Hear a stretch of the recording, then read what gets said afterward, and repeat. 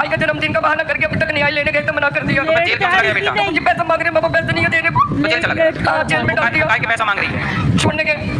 अच्छा, दिया कितना था? गुरुजी कुछ नहीं, उन्होंने ना छोटी मोटी कुछ चीज दी थी, मैंने बहुत मना करा।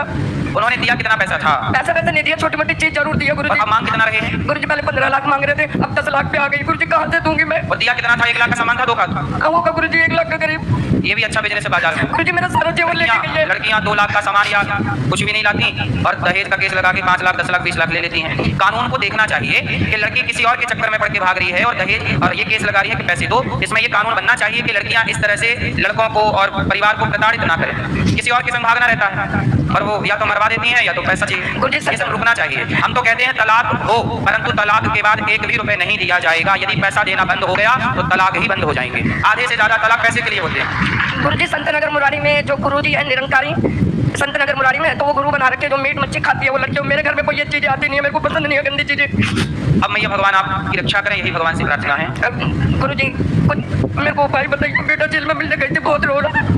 बेटे से बोला कि 100 हनुमान चालीसा का पाठ जेल में रोज करे, छूटय बंदी महासुख होई।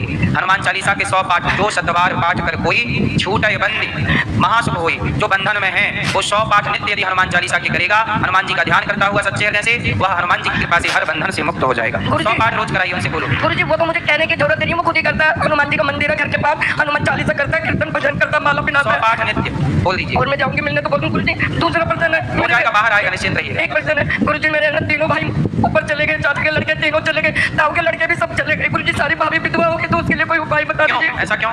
कुछ नहीं गुरुजी, अपना आप चले गए। भगवान कृपा करें, प्रार्थना कर सकते हैं कि भगवान सबको सदगति दें और आपको।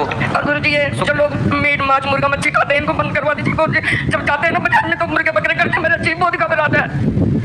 भैया अब ये तो हम कहते ही रहते हैं कि मांस नहीं खाना चाहिए, जीव हत्या नहीं करना चाहिए। गुरुजी मैंने कसाई को बुला के बोला, दुकान में से बकरा रो रहा है, बहुत चिल्ला रहा, बहुत दर्द होता है, क्योंकि वो तो काटने के लिए रखते हैं। गुरुजी मेरी आत्मा बहुत। क्या बोला कसाई? कुछ नहीं कह रहा भैया, भूख लगी होगी ऐसे बोल के मेरे को भेज दिया। कोई फर्क नहीं पड़ रहा, मेरी गर्दन कसाई है वो तो काटेगा ही।